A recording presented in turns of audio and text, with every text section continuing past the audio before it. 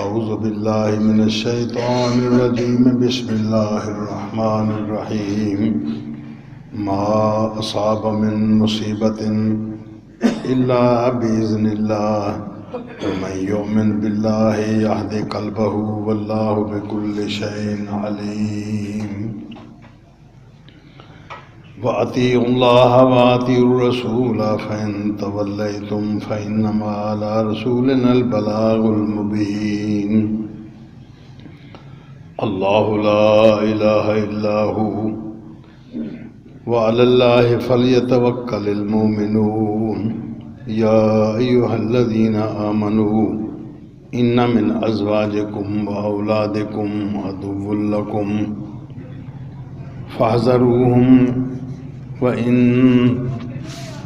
تعفوا وتصفحوا وتغفروا فإن الله غفور رحيم إنما أموالكم وأولادكم فتنة والله عنده أجر عظيم فاتقوا الله ما استطعتم واسمعوا وأطيعوا وأنفقوا خيرا لأنفسكم ومن يوق شح نفسه فأولئك هم المفلحون إن تقرضوا الله قرضا حسنا يضاعفه لكم ويغفر لكم والله شكور حليم عالم الغيب والشهادة العزيز الحكيم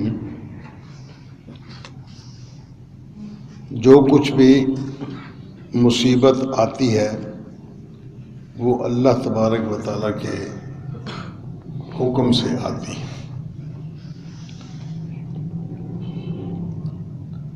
اور جو بندہ اللہ تبارک و تعالیٰ پر ایمان رکھے اللہ تعالیٰ اس کے دل کو ہدایت نصیب کرتا ہے. واللہ بکل شیء علیم اور اللہ تبارک و تعالیٰ ہر چیز کو جانتا ہے. وَأَطِيعُوا اللَّهَ وَأَطِيعُوا الرَّسُولَ تم اللہ تبارک تعالیٰ کی بات مانتے رہو اور اللہ کے رسول صلی اللہ علیہ وسلم کی بات بھی خوشی خوشی سے مانتے رہو. فَإِن تَوَلَّيْتُمْ اگر تم نے منہ پھیرا فَإِنَّمَا عَلَىٰ رَسُولِنَا الْبَلَاغُ الْمُبِينُ تو ہمارے رسول پر صرف بات کو پہنچا دینا ہے کھلا کھلا واضح طور پر. اللہ لا الہ الا ہوا اللہ تبارک تعالیٰ اس کے علاوہ کوئی الہ نہیں مگر وہی الہ ہے. وعلی اللہ فلیتوکل المؤمنون اور اللہ تبارک تعالیٰ پر چاہیے کہ مومن اعتماد کریں. یا ایھا الذین آمنوا اے ایمان والو ان من ازواجکم و اولادکم یقیناً تمہاری بیویاں یا تمہارے خامد اور تمہاری اولاد عدو لکم وہ تمہارے دشمن ہیں. فاحذروا ان سے بچاؤ اختیار کرو. وَإِن تعفوا وتصفحوا اگر تم معافی کا رویہ اختیار کیے رکھو اور درگزر کا معاملہ رکھو اور ان کو ان کے معاملات میں بخشتے رہو. فإن اللہ غفور رحیم اللہ تبارک تعالیٰ بخشنے والا مہربان ہے. انما اموالکم و اولادکم فتنہ تمہاری اولاد اور تمہارے مال وہ صرف اور صرف آزمائش کا ذریعہ ہیں. واللہ عندہ اجر عظیم اور اللہ تبارک تعالیٰ کے پاس بہت بڑا عظیم اجر ہے. واتقوا اللہ اللہ سے ڈرو ما استطعتم جتنا تمہارے اندر استطاعت ہے. واسمعوا اور اللہ اور اس کی رسول کی بات کو سنو.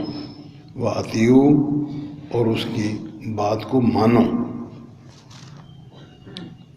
وانفقوا اور اپنا مال اپنا ٹائم اپنا علم اپنی سوچ اس کو خرچ کرو.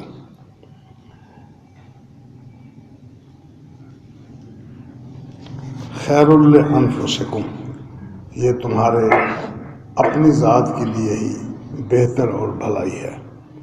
ومن یوق شح نفسہ، اور جو بندہ اپنے نفس کی بخیلی سے بچ گیا، اولئک هم المفلحون، یہ لوگ کامیاب ہیں، فلاح پانے والے۔ ان تقرضوا اللہ قرضا حسنا، اگر تم اللہ تبارک تعالیٰ کو قرض دو قرض حسن، یضاعف لکم، وہ تمہیں بڑھا چڑھا کے واپس دے گا، ویغفر لکم، اور مزید یہ ہے کہ تمہارے گناہ بخش دے گا۔ واللہ شکور، اللہ تبارک تعالیٰ وہ شکر گزار ہے، حلیم حوصلے والا ہے۔ عالم الغیب والشہادہ، وہ غیب کو بھی جانتا ہے اور جو چیزیں موجود ہیں ان کو بھی جانتا ہے۔ العزیز الحکیم، وہ اپنے معاملات میں غالب ہے اور حکمت و دانائی سے کام کرتا ہے۔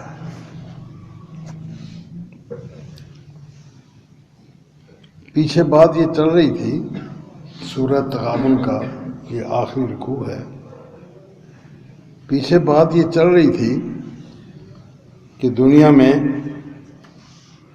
سنبھل کے رہو اور اس دن سے بچو جس دن کچھ لوگ دھوکہ کھا جائیں گے کہ ان کا وہ ٹھکانہ جو جنت میں ہے وہ کہیں بدل کے جہنم میں نہ چلا جائے، اور جو ٹھکانہ ان کا جہنم میں ہے ان کو محتاط رہنا چاہیے کہ وہ جنت کا ٹھکانہ حاصل کرنے کے لیے اس کو نہ کھو بیٹھے، وہ اپنا اپنا ہوشیار رہے ہر بندہ۔ اگر جنت کا ٹھکانہ کھونا ہے تو پھر اچھی طرح محنت کر کے کھو، اور جنت کا ٹھکانہ حاصل کرنا ہے تو اس کے لیے پھر ڈبل محنت کرنا پڑے گا۔ وہ آسانی سے مل جائے گا، دنیا میں عیاشی بدماشی کرنے سے وہ بڑے اچھے طریقے سے مل جائے گا، لیکن سنبھل کے وہ ٹھکانہ حاصل کرو۔ اس لیے کہ غبن کہتے ہیں کسی بندے کو دھوکہ دے دینا یا سودے میں دھوکہ کھا جانا، نقصان کر بیٹھنا۔ اب یہاں ارشاد فرمایا کہ جو بھی دکھ پہنچتا ہے، مصیبت آتی ہے، وہ اللہ تبارک تعالیٰ کے اذن سے، اس کے حکم سے آتی ہے۔ وَمَن يُؤْمِن بِاللَّهِ يَهْدِ قَلْبَهُ، جو بندہ اللہ پر اعتماد کر لیتا ہے، ایمان لے آتا ہے، یہد قلبہ، اللہ تعالیٰ اس کے دل کو ہدایت دے دیتا ہے۔ یہ لفظ یہد ایک اور طرح پر پڑھا گیا ہے حمزہ کے ساتھ، یہد او قلبہ، اس کے دل کو اللہ حوصلہ دے دیتا ہے۔ اگر یہ قرات بعض لوگوں نے کی ہے، اگر یہ معنی کیا جائے وہ بھی ٹھیک ہے، یہد قلبہ، اس کے دل کو ہدایت دے دیتا ہے اللہ، وہ بھی ٹھیک ہے۔ کس طرح دکھ تکلیف جب پہنچتی ہے نا کسی بندے کو، کوئی بندہ نہیں چاہتا کہ مجھے دکھ یا تکلیف کا سامنا کرنا پڑے، یہ پہنچ جاتی ہے اللہ تبارک تعالیٰ کے حکم سے۔ یہ ہے اصل اعتماد کی بات، کہ جو پریشانی آئی ہے، جو دکھ آیا ہے، اس کے پیچھے اللہ تبارک تعالیٰ کا علم، اس کی قدرت، میری اپنی کرتوت، اور اس کے لیے اللہ تبارک تعالیٰ کی طرف سے تعزیانہ، یہ دکھ تکلیف کے پیچھے یہ ساری چیزیں باعث ہیں اس دکھ کا۔ اللہ تبارک تعالیٰ سمجھ سوچ کے اپنی حکمت و دانائی کے ساتھ وہ بندے کو چوٹ لگاتا ہے۔ کیوں لگاتا ہے؟ لعلہم یتضرعون، تاکہ لوگ اس سے روئیں، دکھ تکلیف محسوس کریں اور پھر واپس پلٹیں، غلط طریقے پر جا رہے ہیں۔ اللہ تبارک تعالیٰ اس کو پکڑتا ہے، وہ تکلیف اس کی مرضی سے آتی ہے، اس کے اذن سے آتی ہے، اس کے حکم سے آتی ہے۔ اگر اللہ تبارک تعالیٰ دکھ دینا نہ چاہے تو کسی بندے کو دکھ نہیں دیتا۔ ایک اور مقام پر ارشاد فرمایا ظہر الفساد فی البر والبحر بما کسبت ایدی الناس، دنیا میں فساد سمندروں میں بھی خشکی میں بھی، دنیا میں فساد شہروں میں بھی جنگلوں میں بھی، ہر جگہ۔ بہار دو معنوں میں استعمال ہوتا ہے، ایک معنی ہوتا ہے بہار کا سمندر، ایک معنی ہوتا ہے شہر۔ شہر میں بھی اور دیہاتوں میں بھی، جنگلوں میں بھی، آبادیوں میں بھی، ہر جگہ فساد برپا ہے۔ کیوں؟ بما کسبت ایدی الناس، لوگوں نے جو کچھ کیا ہے یہ اس کا بدلہ ہے۔ لوگ اگر شرافت سے رہیں، اللہ تبارک تعالیٰ کی نافرمانی سے بچیں تو حالات مختلف ہو سکتے ہیں۔ حضرت عمر فاروق رضی اللہ تعالیٰ کے دور گرامی میں، خلافت کے دور میں مدینے میں زلزلہ آیا۔ حضرت عمر رضی اللہ تعالیٰ نے پوری مملکت کے اپنے سارے ذمہ دار ڈی سی رینک کے بندوں کو بلا لیا اور بلا کے ان کو صرف ایک تنبیہ کی کہ بھائی یہ زلزلہ آیا ہے، تم لوگ خود بھی سنبھلو اور اپنے اپنے علاقے کو بھی سنبھالو۔ یہ اللہ تبارک تعالیٰ کی طرف سے ہمیں وارننگ دی جا رہی ہے، اپنے آپ کو سنبھالو، اور اگر دوبارہ زلزلہ آ گیا تو میں تمہارے اندر نہیں رہوں گا، مجھے کہیں اور جانا ہوگا، میں چل جاؤں گا۔ زندگی جتنی ہے مجھے گزارنی ہے، لیکن تمہارے ساتھ نہیں گزارنا۔ یہ حضرت عمر فاروق رضی اللہ تعالیٰ عنہ یہ وارننگ دے رہے ہیں اپنے ذمہ دار افسروں کو۔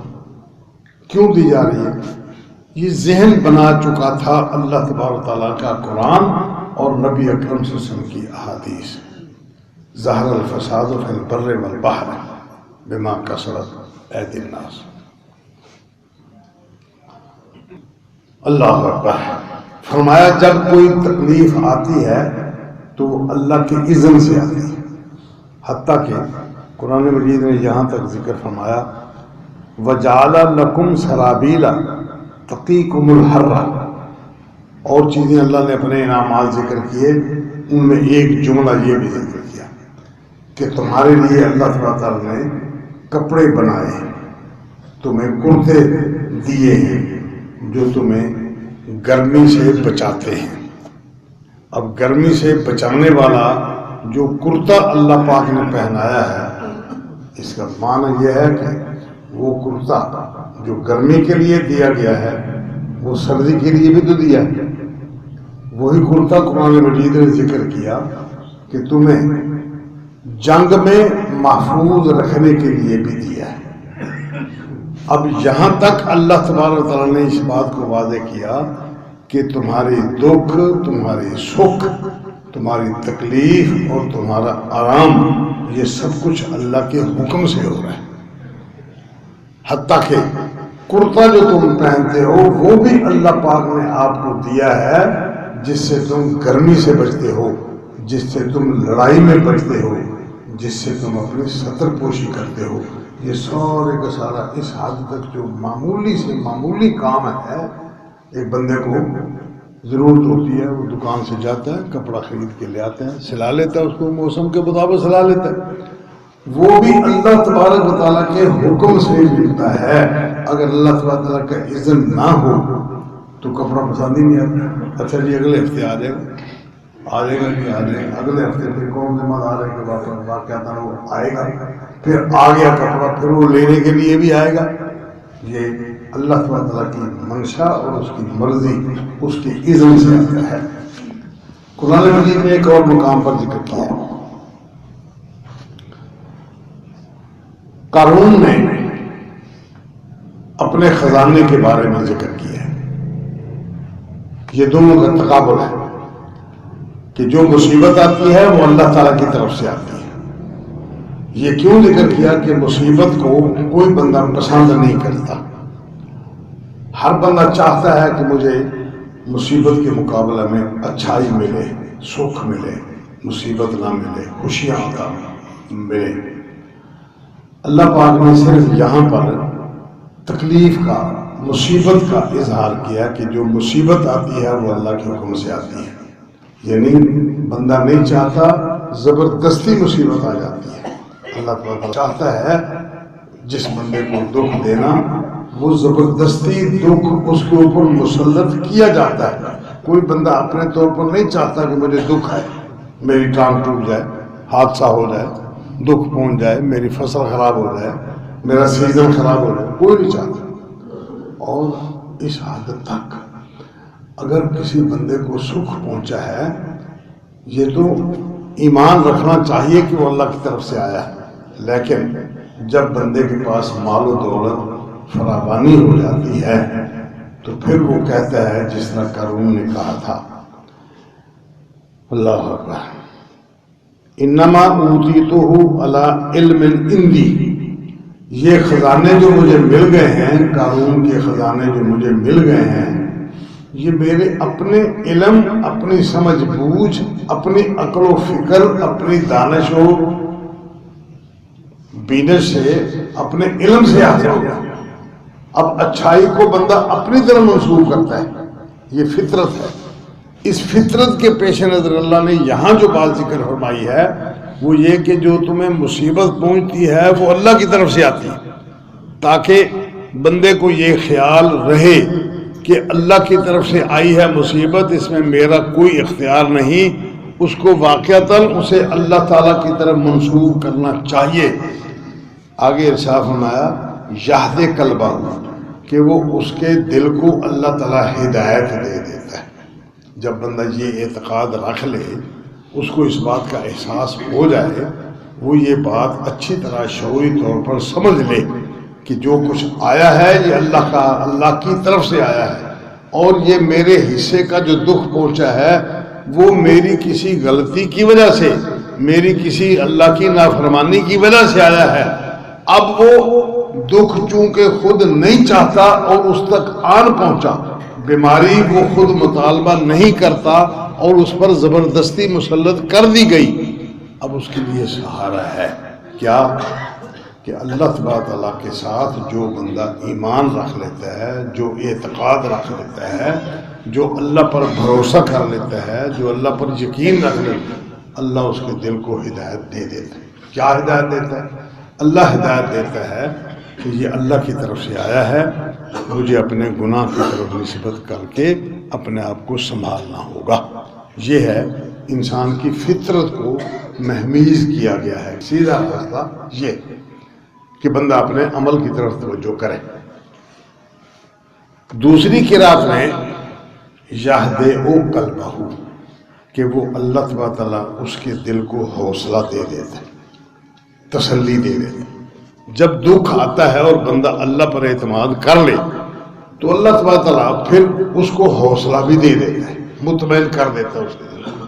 اس لیے کہ مصیبت نہ تو خود کوئی بندہ اپنے آپ اپنے اوپر کھینچ کے لاتا ہے، اور نہ ہی کوئی دوسرا بندہ، اس کا دشمن، اس کا شریک، اس کا رشتہ دار، اس کے اندر دشمنی رکھنے والا بندہ وہ کسی دکھ کو لا کے اس کے اوپر پھینک سکتا ہے۔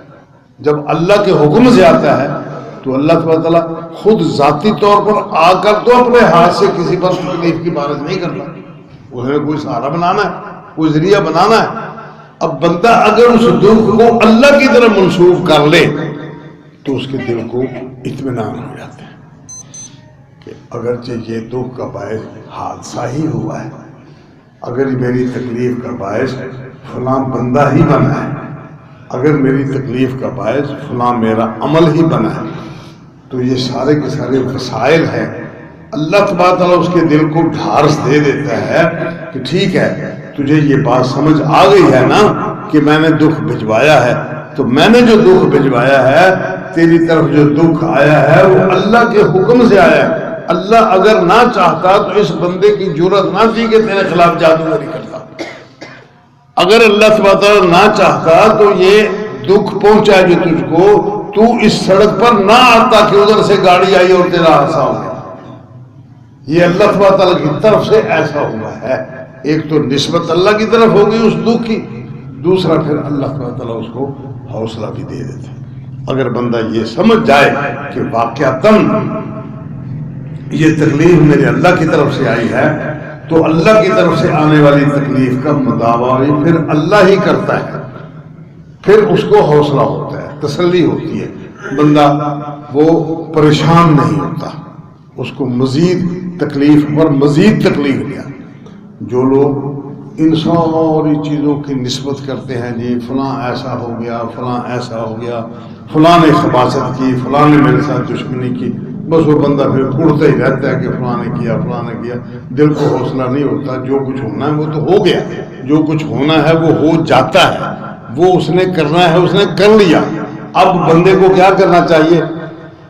جو بندہ اللہ پر ایمان لے آتا ہے یہدی قلبہ واللہ بکل شیء علیم، اللہ ہر چیز کو جانتا ہے، بندے کے راز کو بھی جانتا ہے، دل کی باتوں کو بھی جانتا ہے کہ اب یہ بندہ کس رخ پہ چل نکلا ہے۔ اس نے اگر لوگوں کو اپنے اس عمل کی، اپنے دکھ کا سزاوار قرار دیا ہے، بندوں کی طرف نسبت کر دیا، ٹھیک ہے بندے جانے یہ جانے، مجھ سے کوئی تعلق نہیں۔ وَأَطِیعُوا اللَّهَ وَأَطِیعُوا الرَّسُولَ، ساتھ ہی یہ جملہ ذکر کیا۔ کیوں؟ دکھ تو آیا، تکلیف تو آئی، وہ آئی ہے اللہ کی طرف سے۔ اب بندہ اس کا مداوع کرنا چاہے، بندہ اس کے خلاف اعلان جنگ کرنا چاہے، بندہ اس کے خلاف تکلیف اٹھانا چاہے، اس کو ادھر دھیان نہیں کرنا۔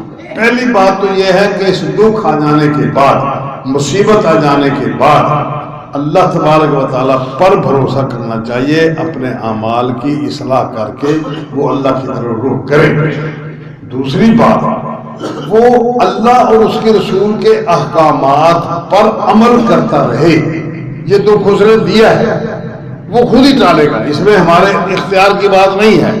اس کو منظور ہوا تو کوئی اچھا ڈاکٹر مل جائے گا، اس کو منظور ہوا تو کوئی اچھا ہسپتال مل جائے گا، اس کو منظور ہوا تو جس طرح اس نے یہ دکھ کے اسباب پیدا کر دیے ہیں، اسی طرح اس دکھ کو ٹالنے کے اسباب بھی پیدا کر دے گا۔ آپ کی ذمہ داری کیا ہے؟ اطیعوا اللہ واطیعوا الرسول، جو اللہ نے آپ کو حکم دیا ہے وہ حکم اسی طرح اپنے ذہن میں رکھ کر اس پر عمل کرتے رہیں۔ دکھ آ گیا ہے تو پھر بھی اللہ کی فرما برداری، سکھ آ گیا ہے پھر بھی اللہ کی فرما برداری، دونوں صورتوں میں اللہ تبارک تعالیٰ کی فرما برداری ہی ضروری ہے۔ ورنہ ایک مسلمان کو دکھ آیا ہے، ایک کافر کو دکھ آیا، دونوں کو تکلیف آئی، اور بعض اوقات ایک ہی جیسی تکلیف ہوتی ہے۔ اس کے دو یہ تھے، حادثہ اس کا بھی ہو گیا، حادثہ اس کا بھی ہو گیا، اس کی دائیں ٹانگ ٹوٹ گئی، اس کی بائیں ٹانگ ٹوٹ گئی، حادثہ ہو گیا۔ اب وہ بندہ جو اللہ اور اس کے رسول کو نہیں مانتا، وہ ہائے وائے بھی کرے گا، علاج معالجہ بھی کرے گا، کوشش بھی کرے گا، پیسہ بھی خرچہ کرے گا، سب کچھ ہوگا، لیکن وہ اللہ کی فرما برداری نہیں کرے گا، اس کو پتہ ہی نہیں۔ اور یہ بندہ اللہ تبارک و تعالیٰ کی طرف سے دکھ آیا، اس کو یقین ہے اس بات کا کہ اللہ کے حکم سے آیا ہے۔ جب اللہ کے حکم سے یہ دکھ آیا ہے، اب ٹالنا بھی اسی نے ہے۔ یہ سارے کے سارے دوائیوں میں اثر ہونا، دوائیوں کے اندر اثر آ جانا، اس دوائی کا ٹھیک فٹ بیٹھ جانا، ڈاکٹر کو سمجھ آ جانا، وسیلہ بنا دینا، یہ سارے کا سارا مہینہ، 2 مہینے، 6 مہینے، سال اس کا یہ تکلیف میں رہنا، 2 دن 10 دن اس کا تکلیف میں رہنا، یہ سب کچھ اس نے سوچ سمجھ کر اس بندے کو یہ تکلیف دی ہے۔ اس کے بعد اس کا علاج بھی اس نے پروگرام اپنے طور پر بنانا ہے۔ بندے کی ذمہ داری یہ نہیں ہے،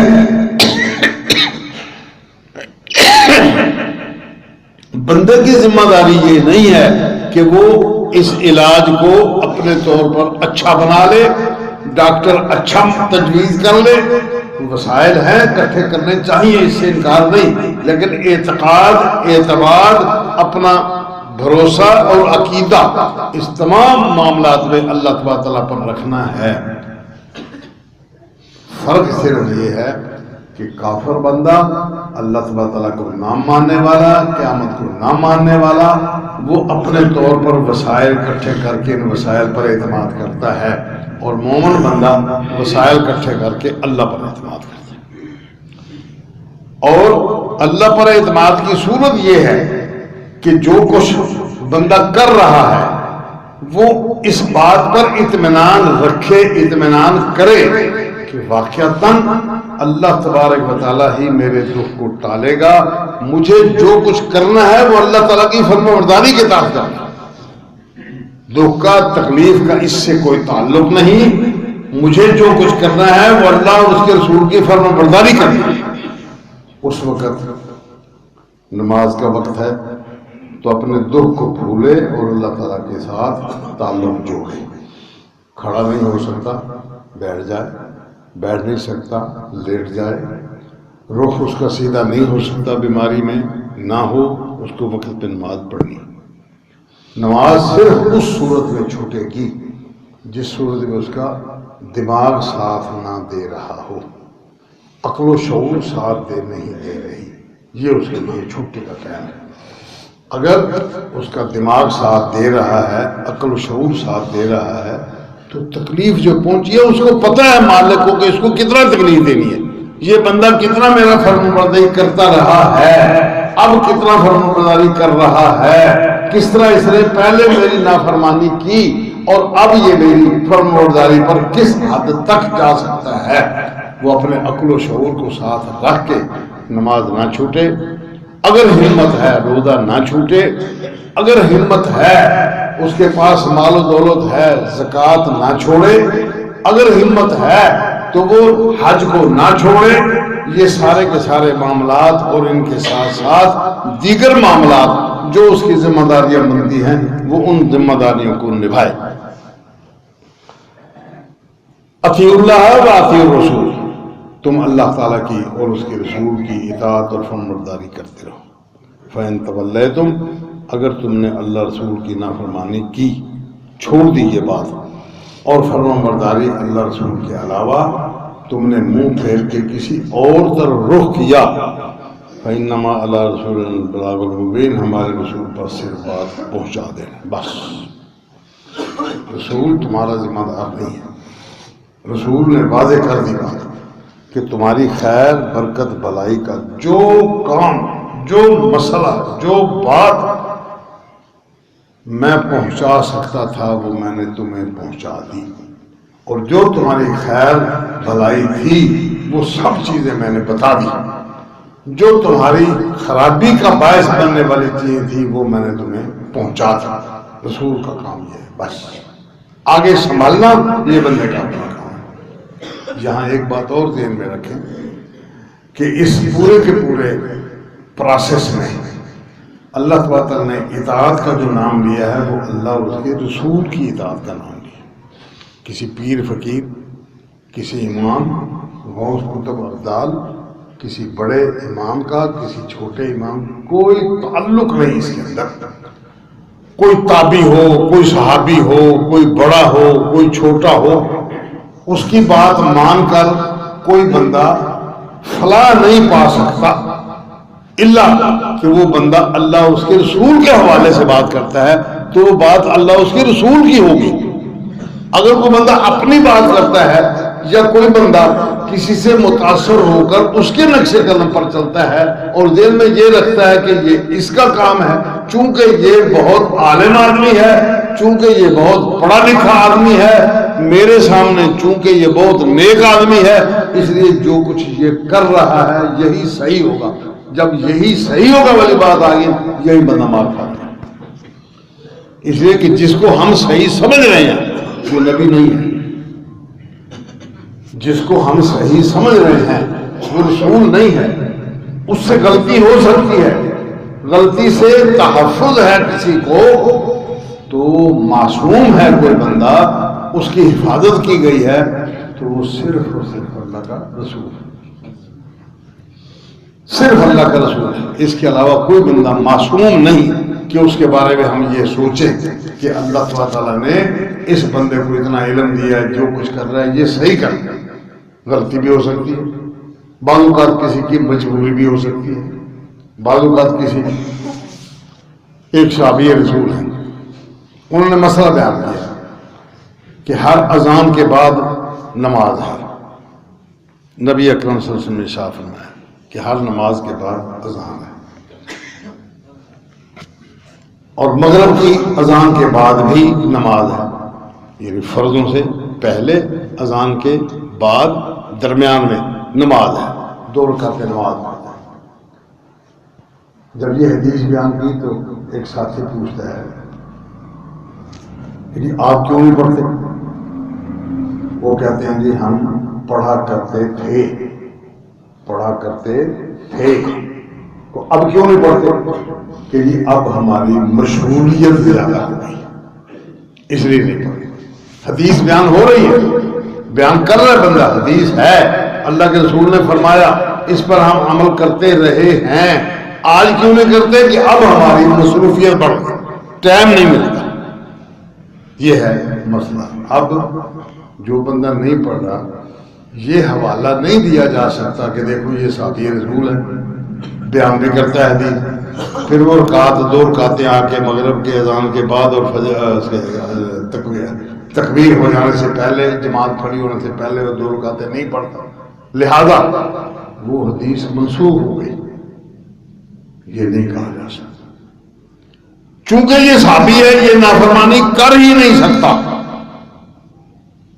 یہ اعتماد کر کے بندہ اپنا عمل چھوڑ دے، یہ غلط ہوگا. سچی اللہ کے رسول صلی اللہ علیہ وسلم کی حدیث، سچا فرمان اللہ کے رسول صلی اللہ علیہ وسلم. میرا عمل وہ غلط، میری مجبوری وہ دین میں رکاوٹ پیدا کر رہی ہے، میرے عمل میں رکاوٹ پیدا کر رہی ہے. کوئی بندہ مجھ کو یہ اعتماد کر کے کہ یہ بندہ چونکہ بہت پڑھا لکھا ہے، یہ بندہ چونکہ بڑا عالم ہے، یہ بندہ چونکہ بڑا عابد ہے، یہ نہیں کرتا لہذا میں نہیں کرتا، یہ کرتا. اس لیے فرمایا اطیعوا اللہ و اطیعوا الرسول فإن تولیتم، اگر تم اس سے ہٹ جاؤ گے، فإنما علی رسولنا البلاغ المبین، ہمارے رسول پر صرف پہنچا دینے کی ذمہ داری ہے. اچھا، اللہ لا الہ الا ہوا، اس کائنات میں صرف عبادت کے لائق اللہ ہے. وعلی اللہ فلیتوکل المؤمنون، اور اللہ پر چاہیے کہ لوگ اعتماد کریں، بھروسہ کریں. وہ کس طرح اعتماد کریں گے، کس طرح بھروسہ کریں گے؟ اس کی صورت یہی ہے کہ جب ایمان لے آئے ہیں تو پھر اللہ رسول کی بات کو مانا جائے. جو کچھ انہوں نے فرما دیا، اب اس کے نتائج ہمارے حق میں ہماری توقع کے مطابق اترتے پورے ہوتے ہیں یا ہماری توقع سے ہٹ کر ہوتے ہیں، یہ اس کی مرضی ہے، یہ اس کی مرضی ہے. ہمیں اپنے طور پر جو کوشش کرنا ہے وہ اس کی فرما برداری کی کوشش کرنا ہے، ہمیں اس سے پھرنا نہیں. اور اگر ہم نہیں بھی کر سکتے تو فرمایا کہ اتقوا اللہ ما استطعتم، اللہ سے ڈرو جتنی تمہارے اندر استطاعت ہے. اپنی استطاعت سے بڑھ کر ایڑیاں اٹھا کے پھانسی چڑھنے کی ضرورت نہیں. جس حد تک بندہ جا سکتا ہے، آخری حد تک بندے کو وہاں جانا چاہیے کہ وہ اللہ کی فرمانبرداری کر لے. بنی اسرائیل کا ایک واقعہ ہے، ایک بندہ 99 بندے قتل کر چکا. کسی عالم سے اس نے جا کے پوچھا کہ اب میرے پاس میرے لیے کوئی توبہ کی کوئی صورت ہے؟ انہوں نے کہا ایک کم 100 بندہ کر کے تو قتل کر کے اب توبہ کرنے کے لیے آئی ہو، 100 بلی کھا کے حج پہ چلی ہو؟ نہیں. اس نے کہا چل تو بھی باہر چل رہا ہے. ہاتھ تو اس کو پہلے ہی کھولا ہوا، 100 کھولا ہوا، لیکن پریشانی بڑھ گئی. پھر کسی اور بندے کے پاس گیا، وہ سیاح تھا، کہنے لگا ہاں توبہ تو ہے لیکن اس کی ایک صورت ہے، شرط ہے اس کی. کہتے کیا؟ کہ توبہ تو کر یہی اور چھوڑ کے چلا جا فلاں بستی، یہ علاقہ چھوڑ دے. کیوں؟ جس علاقے میں وہ رہتا ہے 100 بندہ قتل کر چکا ہے، اب اس کی دوستی، اس کا ماحول، اس کے تعلق دار، وہ کیسے لوگ ہوں گے؟ وہ اس کو کبھی سیدھے راستے پر چلنے دیں گے ہی نہیں. کہتا ہے یہاں سے چھوڑ دے، فلاں بستی میں چلا جائے. چلو ٹھیک ہے. اب وہ جی توبہ تو اس نے کر لی، اب چل نکلا فلاں بستی میں۔ کیوں چلا جی؟ توبہ کرنے کے لیے اس کو پکا رکھا گیا۔ اللہ کی قدرت، راستے میں جاتے ہوئے موت آ گئی۔ اب گرا، وہ راستے میں چلتے ہوئے ہارٹ اٹیک ہوا یا جو کچھ بھی ہوا، وہ گرا۔ گرنے کے بعد آخری لمحات میں اس نے اپنے پاؤں کے انگوٹھے وہ زمین میں دھنسائے اور 1 انچ آگے بڑھ گیا، 1 انچ آگے بڑھ گیا۔ کیوں؟ کہ میں توبہ کر چکا ہوں، اب بستی کی طرف مجھ کو جانا ہے جہاں تک ہو سکتا ہے میں کوشش کروں۔ وہ 1 انچ آگے بڑھ گیا۔ اب آگے بھی فرشتے آ گئے، جنت والے بھی فرشتے آ گئے، جہنم والے بھی۔ یہاں جھگڑا کھڑا ہو گیا، کہتے ہیں یہ 100 بندہ قتل کر چکا ہے، فلاں جرم، فلاں جرم، فلاں گناہ، فلاں گناہ۔ دوسرے آگے کہنے لگے جی یہ توبہ کر چکا ہے۔ جھگڑا کھڑا ہو گیا۔ وہ کہتے ہیں ہمیں جانا ہے، وہ کہتے ہیں ہم لے کے جائیں۔ جبرائیل آئے، فیصلہ ہوا۔ فیصلہ یہ ہوا کہ جہاں سے یہ چلا ہے وہ رستہ پیچھے سے ناپ لو، جہاں اس کو جانا ہے اس بستی کا آنے والا رستہ وہاں تک وہ بھی ناپ لو۔ ناپا گیا نہیں۔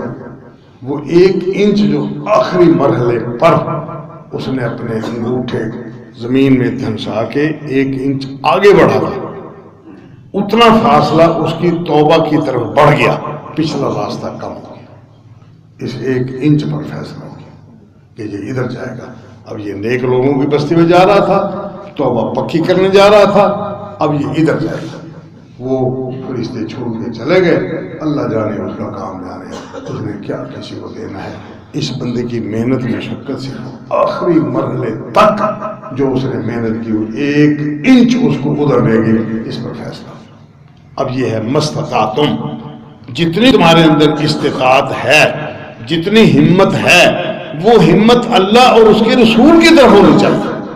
کہاں تک؟ اس میں جتنا بندہ کر سکتا ہے اپنی آخری حد تک۔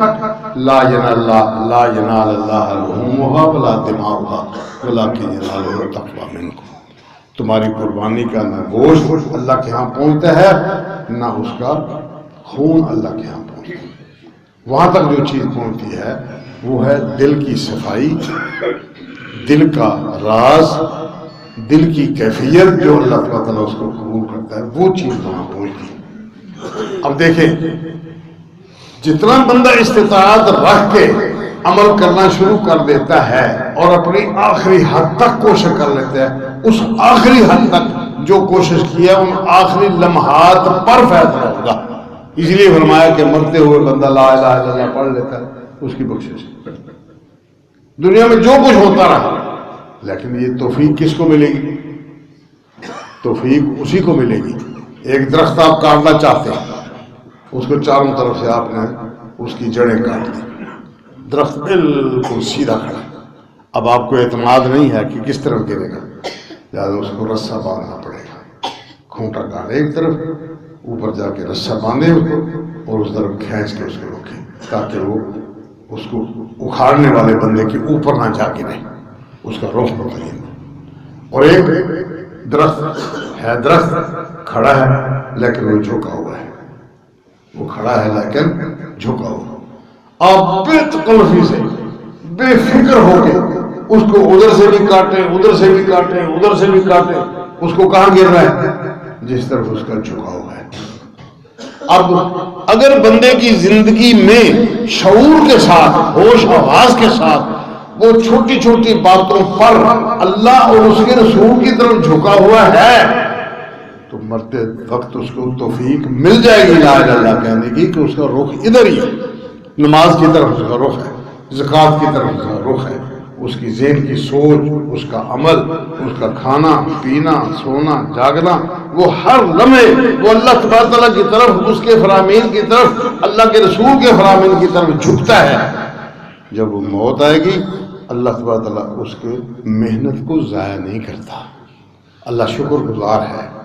اب ایک عورت کتے کو پانی پلا کے اللہ تبارک تعالیٰ کے شکریہ حاصل کرتی ہے اللہ نے اس کی کتے کی پانی پلانے کی محنت کو قبول کیا، فغفر اللہ له، اس کو بخش دیا۔ یہ اس کا وہ رجحان ہے جو اس کے دل سے اٹھی بات، اور ایک کتے کو پانی پلا کے وہ اس رخ پر آ گئی۔ اسی طرح بندے کو دیکھا جائے گا کہ جس بندے کو توفیق ملنی ہوتی ہے اس کو پہلے سے ہی یہ احساس ہوتا ہے، اور اس کی آخری محنت جو ہے، آخری قدم، آخری لمحہ وہ اس کا کام آ جاتا ہے۔ اس لیے فرمایا واطیعوا اللہ واطیعوا الرسول، اللہ اس کے رسول کی بات کرو، اس کی فرما برداری کرو، اس کی بات مانے۔ اور جو بندہ پہلے ہی اللہ اس کے رسول کو چھوڑ چکا، قرآن امام نے یوں کہا، ہمارا مسلک یوں ہے، ہماری برادری یہ کہتی ہے، ہمارے علاقے اور وسیب کے لوگ یہ کہتے ہیں، اتنے لوگ ہیں، ہمارے مولانا صاحب اتنی بڑی پگڑی باندھتے ہیں، اتنا بڑا ان کے کتابوں کا ذخیرہ ہے، وہ پاگل ہیں، ان کو پتہ نہیں ہے، آپ کو زیادہ پتہ ہے۔ اس لیے یہ بندہ کیا کام سے دنیا میں جو کچھ کرتا ہے کرتا رہے، اللہ بہتر جانتا ہے، ہم کسی کی آخرت کا فیصلہ ہم نہیں کر سکتے، لیکن اس بندے کا رجحان اللہ کے رسول سے ہٹ چکا ہے۔ یہ پیروں فقیروں کو، ائمہ کو، برادری کو، مسلک کو، علاقے کے لوگوں کو ترجیح دے چکا ہے۔ جو بندہ ان سب کو چھوڑ کر وہ اللہ اس کے رسول کے ساتھ ملتا ہے، وہ ہے قابل اعتماد بندہ۔ اس لیے فرمایا واطیعوا اللہ واطیعوا الرسول فإن تولیتم فإنما علی رسولنا البلاغ المبین۔ اگر تم نے کوئی اور رخ اختیار کر لیا تو رسول صلی اللہ علیہ وسلم پر تو ذمہ داری ہے کہ وہ تمہیں پیغام پہنچا دے۔ اللہ لا الہ الا، یہ سب باتیں سننے کے بعد اس کو سمجھ لیں کہ اللہ تبارک تعالیٰ ہی اس کائنات میں معبود ہے، اس کے علاوہ کوئی اور اللہ نہیں۔ وعلی اللہ فلیتوکل المؤمنون، مومنوں کو چاہیے کہ اپنی مصیبت میں، اپنی خوشیوں میں، اپنے دکھ میں، اپنے سکھ میں، اپنے ایمان میں، اپنی دنیا میں، اپنی آخرت میں، سب موقع پر وہ اللہ پر اعتماد کرے، اور جو کچھ اس نے کہہ دیا ہے بس وہی حرف آخر ہے، اسی کو حرف آخر سمجھتے ہوئے اس پر اعتماد کرے۔ یا ایھا الذین آمنوا ان من ازواجکم و اولادکم عدو لکم، اے ایمان والو، تمہاری بیویاں ایماندار ہیں تو ان کے شوہر، ان کے بچے، مال و دولت، یہ تمہارے لیے دشمن ہے، یہ تمہارے لیے دشمن ہے۔ فاحذروہم، ان سے بچو، یہ بچو ان سے۔ حضرت عبداللہ بن عباس رضی اللہ تعالیٰ فرماتے ہیں کہ یہ آیت نازل ہوئی اس وقت جب نبی اکرم صلی اللہ علیہ وسلم نے مکہ میں اعلان نبوت فرمایا۔ کچھ لوگ مان گئے، کچھ ماننے والے تھے کہ بیوی بچے آڑے آ گئے، رکاوٹ بن گئے۔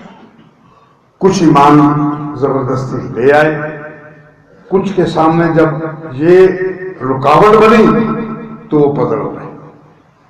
یہ ہے دشمنی۔ اس کا دشمنی کا معنی یہ نہیں کہ وہ دشمن ہے جس طرح ایک مسلمان کا کافر دشمن ہوتا ہے، یہ نہیں ہے بات۔ یہ دشمن ہے، یہ دشمنی ان کی عدوت کی وجہ سے نہیں، یہ دشمنی ان کی لڑائی نہیں ہے ہمارے ساتھ، یہ دشمنی ہے شفقت، مہر و محبت کی۔ ہر بندے کی سوچ ہے، وہ سمجھتا ہے کہ میرا ابا مسلمان ہو گیا، اللہ کے رسول سے ان کے ساتھ شامل ہو گیا،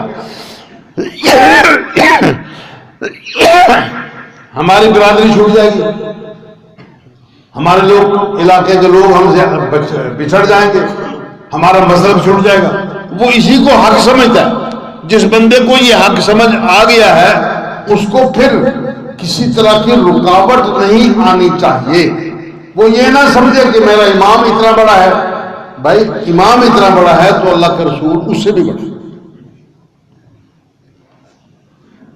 میرا پیر اتنا بڑا ہے، بھائی پیر اگر آپ نے اللہ کی جگہ پر اس کو رکھ لیا ہے، اس سے مرادیں مانگتے ہیں، اس کے نام پر چڑھاوا چڑھاتے ہیں، اس کے گھر کے، اس کی قبر کا طواف کرتے ہیں، تو اللہ تعالیٰ نے یہ ساری کی ساری باتیں اپنی ذات کے لیے مختص کی ہیں۔ پھر بندے کو ذرا اوپر اٹھنا چاہیے کہ اللہ سب سے بڑا، اللہ اکبر، اللہ سب سے بڑا۔ ٹھیک ہے، پیر بہت بڑا ہوگا، بڑی کرنی والا ہوگا، لیکن اس کے اختیار میں ہے کیا؟ اس کے اختیار میں ہے کیا؟ جو آپ سے چندہ وصول کر کے کھاتا ہے، جو آپ کے چڑھاوے چڑھے ہوئے کو کھاتا ہے، خود آپ کچھ نہیں کرتا، لوگوں پر اس نے ایک دھون جمائی ہوئی ہے، اللہ اس سے بھی بڑا ہے۔ اگر یہی بات ہے تو وہ ادھر جائے۔ یہ ہے دشمنی، جو ہے یہ دشمنی ہے شفقت، مہر و محبت کی۔ اس کا یہ مطلب نہیں کہ ان کے ساتھ لڑائی کرنی شروع کر دینا، بد اخلاقی کرنا شروع کر دے، مار پیٹ شروع کر دے۔ ان کے ساتھ ایسی دشمنی کا مطلب نہیں ہے کہ ہم ان کو اپنا دشمن سمجھ کر ان کو گھر سے نکال دیں یا خود گھر سے نکل جائیں، نہیں، بلکہ کیا ہے، فاحذروہم، یہ دشمنی ہے مہر و محبت کی، شفقت کی۔ آپ ان پر شفقت کرتے ہیں، وہ آپ کے لیے مشفق ہیں، مہربان ہیں، ان کی سوچ یہی ہے کہ یہ کام کر لیں تو ہمارے لیے اچھائی رہے گی، ہم سیر ہو کر کھانا کھا لیں گے، اچھے کپڑے پہن لیں گے۔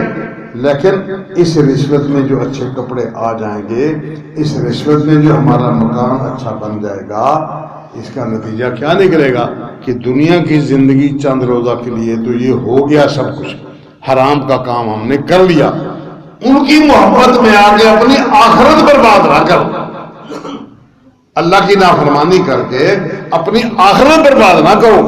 آگے فرمایا فَإِن تَعْفُوا وَتَصْفَحُوا وَتَغْفِرُوا، تین جملے ذکر کیے۔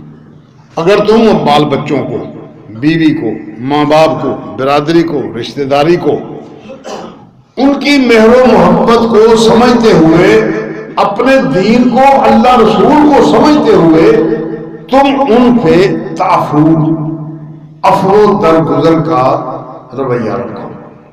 وہ کہہ رہے ہیں ٹھیک ہے، سنو ان کی بات، سمجھاؤ ان کو، دلائل دو، لڑائی نہیں، مار کٹائی نہیں، ان کو دلائل دو، تعفو اور عفو و درگزر کا رویہ ان کے ساتھ رکھو، وَتَصْفَحُوا، اور ان کے ساتھ چشم پوشی کا رویہ رکھو۔ جو مطالبہ کر رہے ہیں، آپ کو تو حقیقت کا علم ہے نا، جو مطالبہ کر رہے ہیں اس مطالبے کو چشم پوشی کرو، اس مطالبے سے ان کو سائڈ میں رکھو۔ دیکھیں وہ کہہ رہے ہیں کہ ہمیں یہ جوتا چاہیے، میں مثال دے رہا ہوں، یہ جوتا چاہیے، وہ جوتا ہے تو بہت خوبصورت لیکن پاؤں کو دباتا ہے، پاؤں کو دباتا ہے، اس کے کھل جانے کی توقع بھی نہیں ہے، زیادہ دباؤ دیں گے تو وہ پھٹ جائے گا، ٹوٹ جائے گا۔ آپ اپنے بچے کو، اپنی بیوی کو کبھی بھی کوئی بندہ اس کے لیے اذیت والی کوئی چیز لے کر نہیں دے گا، وہ ہیلے بہانے سے اس کو ٹالے گا، پیسے اس کے پاس نہیں ہیں وہ اس کو ٹالے گا، کوئی نہ کوئی اور صورت وہ بنا کے اس کو ٹالے گا، اس لیے کہ وہ تو بچہ ہے، اس کو تو شعور نہیں ہے کہ میرا پاؤں اس میں نہیں رہے گا، اس کو جوتا پسند ہے لیکن آپ اس کو ٹال کے دوسری طرف لے جائیں۔ یہ ہے تصفح، اس کو ٹالو، وَتَغْفِرْ، اور اگر بات زیادہ بڑھ جائے تو پھر ان کے اس جرم کو، اس کی اس سوچ کو معاف کر دو، بخش دو، چھوڑ دو۔ یہ ہے طریقہ کار۔ اللہ اکبر۔ فاحذروا، ان سے بچو، یہ کہیں تمہیں اپنی محبت کے سبب، ناجائز مطالبات کے سبب، جو معاشرے کے اندر تو ٹھیک ہے لیکن اللہ اس کے رسول کے ہاں نقصان کا باعث ہے، اپنی آخرت کو برباد نہ کرو، ان سے چشم پوشی کرو، ان سے درگزر کرو، ان کے غلطیوں کو، گستاخانہ رویے کو معاف کر دو۔ وَأَنَّ اللَّهَ غَفُورٌ رَحِيمٌ، اور سمجھ لو کہ اللہ تعالیٰ ایسی صورت میں تو بخشنے والا مہربان ہے۔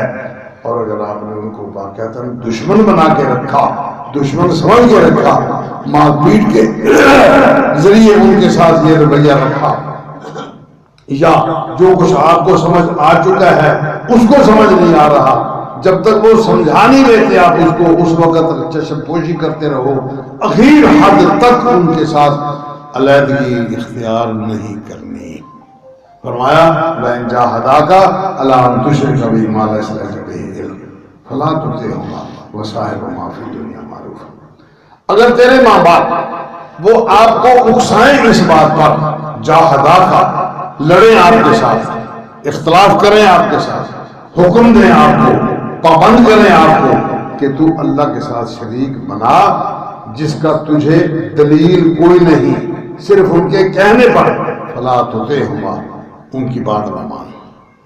اس لیے کہ یہ واضح حکم ہے کہ اللہ کے ساتھ شرک کرنے والے بندے کو بخشش نہیں ملے گی. جب پتہ ہے اس بات کا تو پھر ان کو ٹالیں. باپ ہے، ماں ہے، اس کو ٹالیں کسی طرح. اور اگر کوئی صورت نہیں بنتی، کوئی صورت نہیں بنتی، تو پھر آخری حد تک پھر تھوڑی سی سائڈ میں ہو. وصاحب ما فی الدنیا معروفہ، لیکن دنیا داری کے اعتبار سے ان کے ساتھ وہ پورے حقوق ادا کرنے ہیں جو ان کی ذمہ داریاں آپ پر بنتی ہیں. دوائی ہے، مٹھی چاپی ہے، کھانا پینا ہے، کپڑا لتا ہے، رہائش ہے. وہ آپ کا باپ ہے، وہ آپ کی ماں ہے، اس کو مکمل سپورٹ دینی ہے. ہر لمحے رات کو اٹھنا پڑتا ہے، دن کو اٹھنا پڑتا ہے.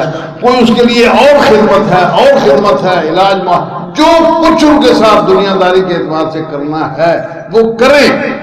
صرف اس ایک بات کو نہیں ماننا. جس طرح وہاں ماں باپ سے درگزر کرنا ہے، اس طرح یہاں بچوں سے بھی درگزر کرنا ہے. بیوی کی محبت میں اپنی آخرت برباد نہیں کرنی. ان اللہ غفور رحیم. انما اموالکم واولادکم فتنہ. یہ تمہارے اولاد، تمہارے مال، تمہاری اولاد، بیوی بچے، یہ تمہارے لیے آزمائش ہے. فتنہ کا معنی آزمائش. یہ تمہارے ایمان کو آزمانے کا ذریعہ ہم نے رکھا ہوا ہے. تمہارے ایمان کو آزمانے کا ذریعہ رکھا ہوا ہے تاکہ تم اس لڑائی جھگڑے میں، اس اختلاف میں اپنی آخرت بھی توجہ میں رکھے اور ان کی تربیت بھی توجہ میں رکھے. دشمن کا یہ معنی ہے کہ کہیں تمہیں تمہارے قدم ڈگمگا نہ جائے، اللہ اس کے رسول کی نافرمانی نہ ہونا پائے. واللہ عندہ اجر عظیم. ان دونوں میں جب تقابل کریں گے تو بیوی بچے مال، یہ دنیا ہے، چند روزہ دنیا ہے. 80 سال، 90 سال، 100 سال، کوئی جاتا ہے 100 سال. 100 سال کے اندر آپ نے ان کو راضی بھی رکھنا ہے اور اجر عظیم کا لحاظ بھی رکھنا ہے. اللہ کے پاس اجر عظیم ہے. اگر آپ نے ان دونوں چیزوں میں تقابل کر کے اللہ اور اس کے رسول کو ترجیح دے دی تو یہ سب کچھ میسر آ جائے گا. اور اگر ترجیح نہ دی تو آخری مرحلہ پھر یہ اللہ کیوں ان کے ساتھ رہتے ہوئے، لڑائی مار کٹائی کرتے ہوئے دو نقصان ہوں گے. ایک تو مسلمانوں کے بارے میں عمومی طور پر جو تاثر ہے وہ غلط ہو جائے گا. اسلام کے بارے میں جو تاثر ہے وہ غلط ہو جائے گا. دیکھو یہ جو مسلمان ہوتا ہے گھر میں اتنا تنگی آ جاتی ہے، اس قدر ان کے گھر میں کبھی خوشی آئی نہیں. ہر وقت ماتھے پہ تیوڑی چڑھا کے رکھتے ہیں جی، بس ادھر نہ ہو جائے ادھر نہ ہو جائے. نماز نہیں پڑھتا بچہ، اگر بیوی نماز نہیں پڑھتی تو وہ روز موٹاپا ہوتا ہے، روز اس کے پاسے سیکے جاتے ہیں. گھر میں اتنی تنگی ہے، یہ کیسا اسلام ہے، یہ کیسے مسلمان. بھائی درگزر کر کے اندر جو کچھ ہے ان کو سمجھا کر ان کو بھی اس رخ پر لے آئیں. یہی کشمکش، اس کا نام زندگی ہے. اس کا نام ہے اللہ تبارک و تعالیٰ کی طرف رجحان. اس کا نام ہے برادری کو چھوڑ دینے سے جو غلط طریقہ ہے اس کو چھوڑیں، ورنہ برادری سے علیحدگی. یہ اسلام نہیں کہتا برادری سے علیحدگی. ایک بندہ آیا مسلمان ہوں، آپ نے فرمایا اگر میں تجھے حکم دوں، ماں اس کی باپ فوت ہو چکا، ماں ہی ماں تھی، بیٹا بھی ایک تھا، ماں سے محبت بھی بہت کرتا تھا، آپس میں پیار ماں بیٹے کا بہت زیادہ ہے، خدمت گزار بھی ہے. آپ نے فرمایا کہ اگر میں تجھے کہوں کہ تو اپنی ماں کو چھوڑ دے، میں تیرا اسلام قبول کرتا ہوں، تو چھوڑے گا؟ کہا ہاں بالکل چھوڑ دوں. آپ مجھے فرمائیں میں تو اسلام قبول کرنے کے لیے آیا ہوں، بالکل چھوڑ دوں گا. آپ نے ارشاد فرمایا کہ اسلام قطع رحمی کا حکم نہیں دیتا، میں نے صرف تیرا امتحان لینا تھا. تو جا، اسلام قبول ہو گیا تیرا، تو جا اپنی ماں کے ساتھ مربت کر، احسان کر، جس طرح وہ کہتی ہے اس طرح کر. لیکن جہاں اللہ اس کے رسول کی نافرمانی ہوتی ہے اس کو نہ کہا، وہ چھوڑ دے، اس کو سمجھا بجھا۔ اسلام قطع رحمی کا تعلق نہیں دیتا، حکم نہیں دیتا، تو اس کے ساتھ جوڑ، اس کے ساتھ رہ، اس کی خدمت کر، مگر اللہ تبارک تعالیٰ کے حقوق بھی پورے کر۔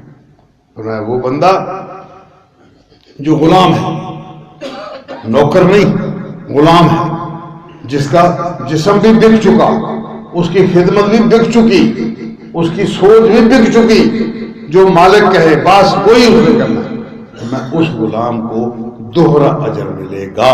کس کو؟ جو اپنے مالک کا حق پورا ادا کرتا ہے، اس کی خدمت، اس کی طرف سے جو آرڈر ہے اس کو پورا ادا کر، اور اپنے اللہ کا حق بھی پورا ادا کرتا ہے، اس کو دوہرا اجر ملے گا، دگنا ثواب ملے گا۔ ماں باپ کے ساتھ مربت، اللہ تبارک تعالیٰ کے ساتھ تعلق کو مضبوط رکھنا، اولاد، بیوی، بچے، رشتہ داری، ان کے ساتھ مربت، اور اپنا پرنامہ وہی رکھنا ہے جو اللہ اس کے رسول نے فرما دیا، بس سیدھی بات، مانے سب کی، سنے سب کی۔ کرنا کیا ہے؟ کرنا کسی پیر فقیر کی بات نہیں، کسی امام غوث قطب ابدال کی بات نہیں، کسی بڑے چھوٹے کی بات نہیں، کرنا وہ ہے جو اللہ اس کے رسول نے۔ یہ ہے زندگی۔ اللہ پاک مجھے اور آپ کو اپنے دین کی صحیح سمجھ عطا فرمائے، اس کے مطابق صحیح عمل کی توفیق جرأت عنایت کرے۔ اقول قولی ھذا وآخر دعوانا